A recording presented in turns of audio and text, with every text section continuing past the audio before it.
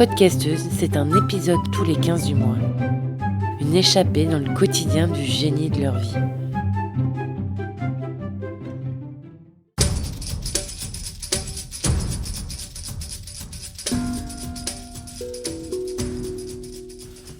Lorsque Fufu débarque en week-end, il a toujours plusieurs mallettes dans le coffre. Une pour l'appareil photo, l'autre pour le casque de réalité virtuelle, la troisième pour l'airsoft, mais surtout une pour ses accessoires de cuisine. Une de ses passions, c'est la pâtisserie. Dévoué à se perfectionner dans cet art exquis, sa curiosité l'a poussé à s'investir dans un CAP pâtisserie. Dans cet épisode, nous découvrons Fufu et son travail qui émerveille nos mirettes et nos papilles.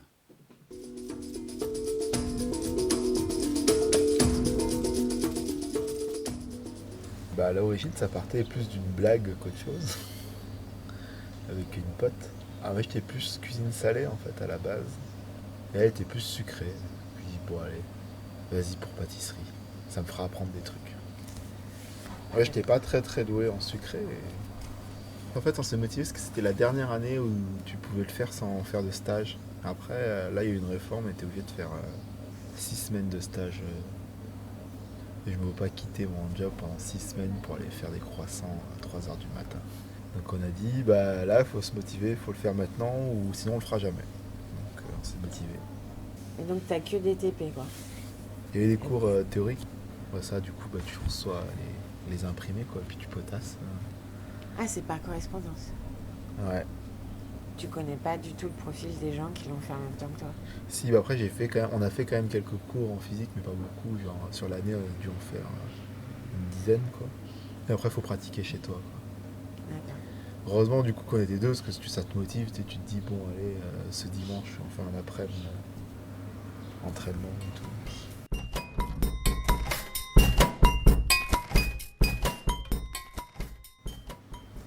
Et c'est quoi le truc, genre la recette, t'étais trop content, et celle où t'étais pas du tout content? Trop content, c'est un peu quand t'as réussi, après il n'y a pas vraiment une recette. Parce qu'on faisait plusieurs trucs en même temps. C'était un peu compliqué, parce qu'au CAP, en fait, ils te demandent de faire 4 réalisations. Et tu te tires au sort 4 réalisations, donc il faut que tu apprennes à faire plusieurs trucs à la fois. Après, c'est vrai qu'il y a des trucs, genre la pâte feuilletée, les premières, c'était pas très joli, c'était compliqué. Mais pourquoi tu fais ça avec le beurre? C'est pour faire de la pâte feuilletée. Voilà, pâte feuilletée. C'est une pâte qui est très bonne.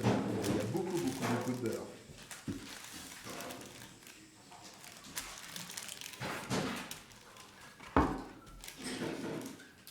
Mais est-ce qu'il y a beaucoup de sucre? Non.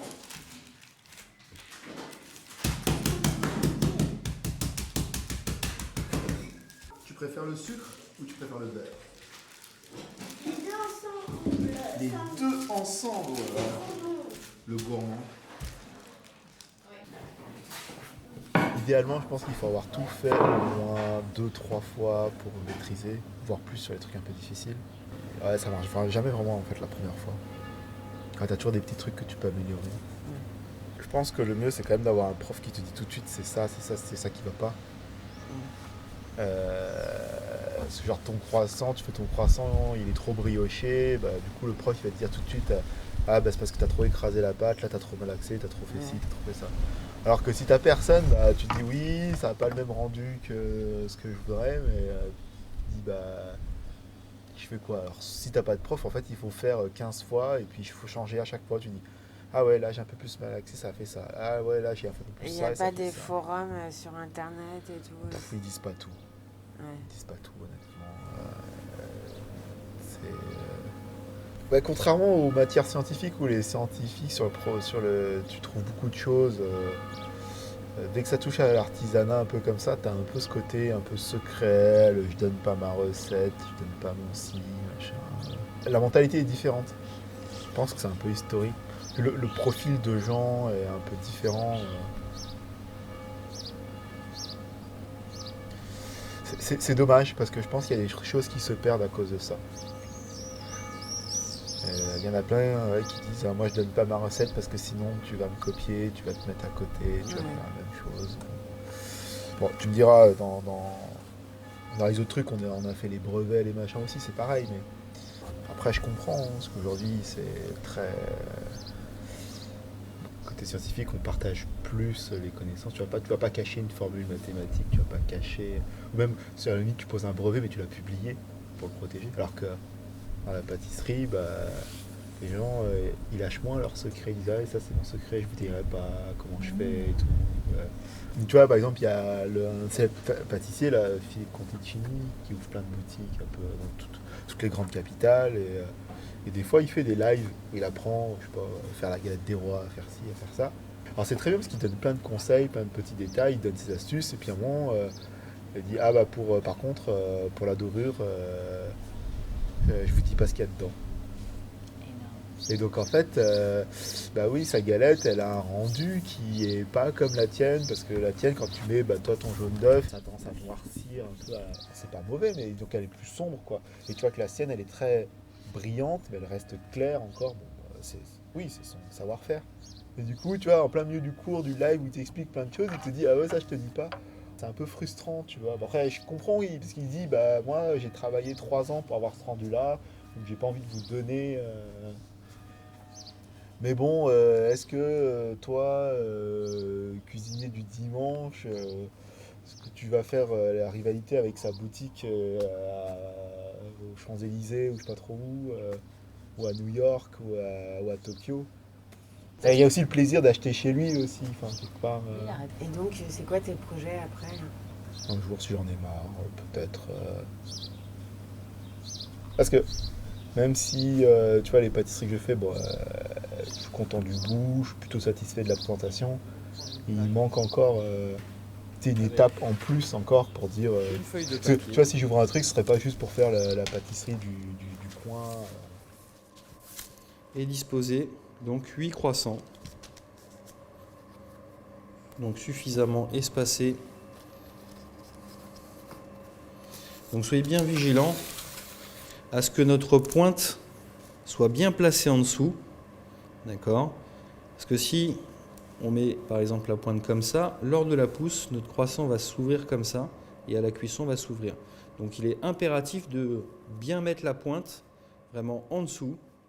Il faut être bien Je vigilant. pense que c'est mes collègues qui étaient vraiment contents parce que du coup, sur la dernière ligne droite pour l'examen, la pratique, tu es obligé d'en faire toutes les semaines, quoi. Parce que en plus, même moi, je suis en déplacement la semaine, je peux pas cuisiner. Alors du coup, tous les dimanches, faut y aller. Le lundi, ça débarque. Et, tu toques chez les voisins, tu dis excusez-moi, j'ai fait 3 fraisiers, 2 tartes aux pommes, 50 croissants. Vous en voulez pas un peu là? Non, parce que tu es quand même obligé en plus de faire en certaines quantités parce que le jour de l'examen, ils te disent faut faire 12 croissants. Et en fait, faire 12 croissants, c'est pas la même chose que d'en faire 3, quoi. Faut apprendre un peu à manipuler les grosses quantités. Donc, si t'as un petit appart, tu peux pas faire ça. C'est un peu ça. Non, tu peux pas faire le CAP, après tu peux faire 3 croissants si t'as envie d'en faire 3. Tu congèles. Mais oui, tu peux pas tout manger, sinon tu prends du poids. Qui démarre là. Un fabricant, un constructeur, ça fait très bizarre. Ça fait très voiture. C'est un producteur de moules. Ouais. C'est un Pour la spécialiste pâtisserie. du revêtement de surface pour l'agroalimentaire, effectivement. C'est bon, alors. Il y en a d'autres, un peu comme nous, ou pas? T'as Silpat, qui est la marque. Ouais, c'est Breveté. pas mal aussi. Ouais. C'est En fait, Silpat, c'est une technologie. Il y a différentes marques comme Guy de Marle qui peuvent l'utiliser, mais Silpat, c'est une techno. Comme c'est appelé le Tefal, enfin le Teflon, ce genre de choses. Tu as un revêtement spécifique pour Tefal. C'est c'est ça. un tissu de coton qui est Voilà. donné dans du silicone. Vous avez appris ça où?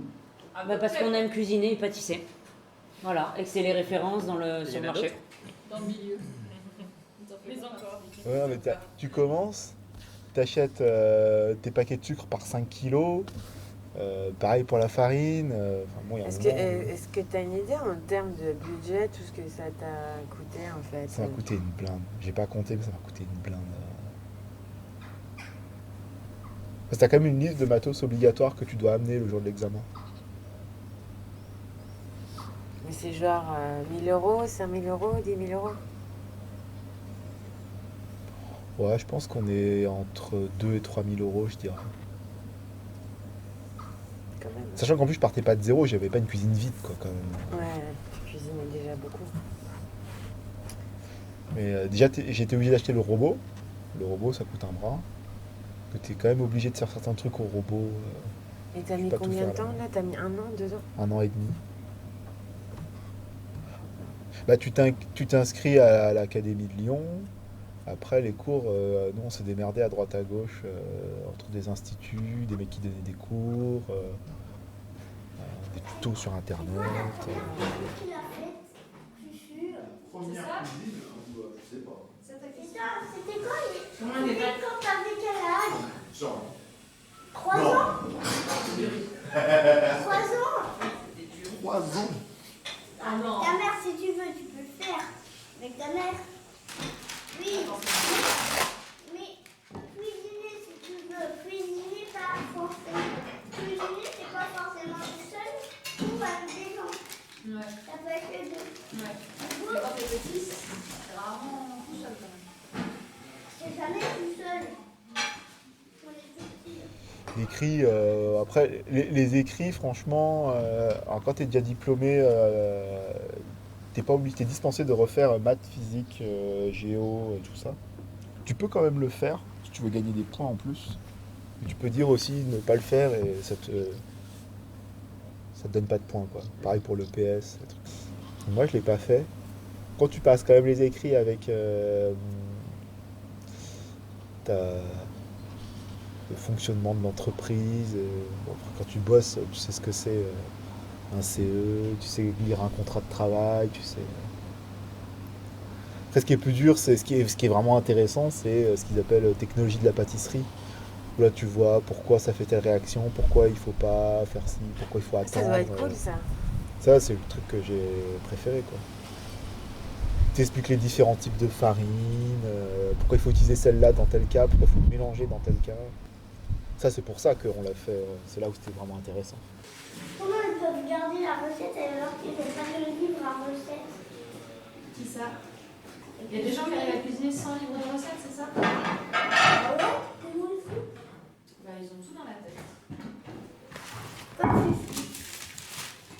Moi, j'ai rien dans la tête. Et ta pote, c'est quoi ses projets? C'est pour son plaisir aussi? Ouais, c'est pareil. Et la proportion de gens à en faire son métier dans ces circonstances, tu sais? Ouais, j'ai discuté un peu le jour de l'examen avec les autres. Il y en a pas mal, ouais, qui étaient en reconversion. Il y en a une partie aussi qui l'ont fait pour le fun, un peu comme nous. Et est-ce que tu crois que c'est spécifique de la pâtisserie et qu'il y a d'autres? Genre si tu veux faire un AP charpentier, tu peux le faire pour le plaisir aussi. Enfin, je veux dire, est-ce que les effectifs sont suffisants? Il y en a pas mal qui étaient envoyés par Pôle emploi, alors peut-être qu'ils avaient identifié qu'il manquait de pâtissiers et du coup ils envoient des gens, je sais pas. Et c'est quoi ton prochain gâteau que tu vas nous faire alors? Je sais pas, qu'est-ce qui vous ferait envie? Moi, j'ai pas mangé de fraises encore. J'avoue que je voudrais bien un truc avec de la fraise. On a déjà fait un fraisier. On peut en refaire un, y a pas de souci, mais on peut mettre de la pistache aussi dans la fraise. C'est fraise pistache, c'est Oh bon là ça. là là là! Ma cellulite! Merci, Fifi.